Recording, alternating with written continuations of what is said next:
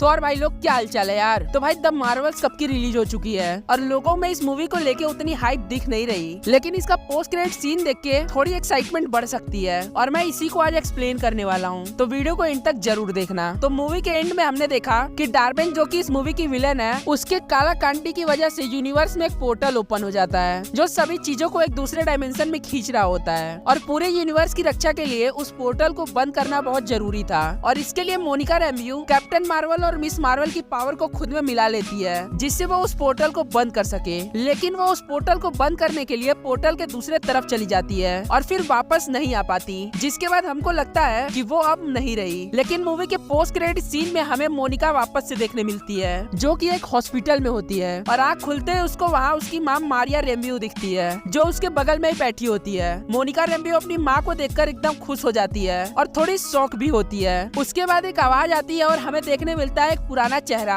जिसको देखकर तो एक्समैन के सारे फैंस उछल पड़ते हैं, जो कि एक चश्मा और व्हाइट कोट पहन के ये खोजने में लगा होता है कि मोनिका रैम्ब्यू यहाँ आई कैसे। मोनिका तो मारिया को देख के बहुत खुश थी, लेकिन वही मारिया बीस्ट से ये कहती है कि कोई कंफ्यूजन तो नहीं हुआ, तो बीस्ट कहता है कि नहीं और वो आगे ये भी बताता है कि उसकी थ्योरी तो ये है कि मोनिका ने टाइम और स्पेस में छेद कर दिया है और वो यहाँ इस रियलिटी में पहुँच गई है जो कि उसके यूनिवर्स के पैरेलल है। इसके बाद वो थोड़ा कंफ्यूज होकर ये कहता है कि लेकिन ये तो इम्पॉसिबल है, क्योंकि उसको सच में नहीं पता होता कि मोनिका यहाँ आई कैसे। फिर मारिया बीस्ट से ये कहती है कि इसके बाद मैं सिचुएशन को संभालती हूँ और बीस्ट ये कहकर वहाँ से चला जाता है कि चार्ल्स ने इस सारे सिचुएशन का अपडेट मांगा है। इसके बाद मारिया का सूट हमें रिवील होता है जिसको देख के हमें ये पता चल जाता है कि ये इस यूनिवर्स की कैप्टन मार्वल है। इसके बाद मारिया थोड़ा कंफ्यूज होकर मोनिका से ये पूछती है कि तुम हो कौन, और मोनिका ये समझ जाती है कि ये इसकी मां नहीं है और कुछ तो लोचा हुआ है और पोस्ट क्रेडिट सीन यही खत्म हो जाता है। अब ये पोस्ट क्रेडिट सीन एमसीयू के आने वाले फ्यूचर को बहुत अच्छे से सेटअप करता है और हमें कुछ चीजें रिवील भी करता है। ये सीन अब एमसीयू में आने वाली काफी मूवीज को सेटअप करता है और अब ये भी समझ आने लगा है कि एवेंजर्स सीक्रेट वॉर्स होगी कैसे। जी हाँ, तो देखो सीक्रेट वॉर्स में हमें जो सुपर हीरोज देखने मिलने वाले हैं वो है एवेंजर्स, एक्समैन और फैंटास्टिक फोर। अब हमारे यूनिवर्स में मतलब अर्थ 616 में तो एवेंजर्स ही हैं और बात रही फैंटास्टिक फोर की तो वो हमारे यूनिवर्स में नहीं होंगे, इनकी स्टोरी दूसरे यूनिवर्स में होगी। और एक्समैन का जो यूनिवर्स है वो हो ना हो ये पोस्ट क्रेडिट सीन वाला यूनिवर्स ही एक्समैन यूनिवर्स होगा और आगे जाके ये एक्समैन यूनिवर्स और फैंटास्टिक फोर यूनिवर्स जिसकी मूवी आगे जाकर बनेगी और हमारा अर्थ 616 वाला यूनिवर्स, ये सब मिलके एक यूनिवर्स बनाने वाले हैं और इन सब का कारण होगा इनकर्जन, जिसका हिंट हमें doctor strange multiverse of madness में देखने मिला था। और अगर ऐसा होता है तो हमें सारे सुपर हीरोज एक ही यूनिवर्स में देखने मिलेंगे जो कि साथ मिलकर या तो कैंग का या फिर डॉक्टर डूम का सामना करेंगे। अब ऐसा नहीं है कि हमें सिर्फ इन 3 यूनिवर्स के ही सुपर हीरोज देखने मिलेंगे, हमें टोबी और एंड्रू वाले स्पाइडरमैन यूनिवर्स के भी सुपर हीरोज देखने मिलेंगे, क्योंकि बीस्ट ने मोनिका के उनके यूनिवर्स में पहुंच जाने की थ्योरी में ही बोला था कि मोनिका अपने यूनिवर्स के पैरेलल यूनिवर्स में आ गई है, तो सभी पैरेलल यूनिवर्स के हीरोज भी सेम यूनिवर्स में आएंगे ही। द मार्वल्स का ये पोस्ट क्रेडिट सीन हमें सीक्रेट वॉर्स के सेटअप की पूरी कहानी बता देता है कि कैसे इतने सारे सुपर हीरोज सब एक साथ एक यूनिवर्स में हमें देखने मिलेंगे।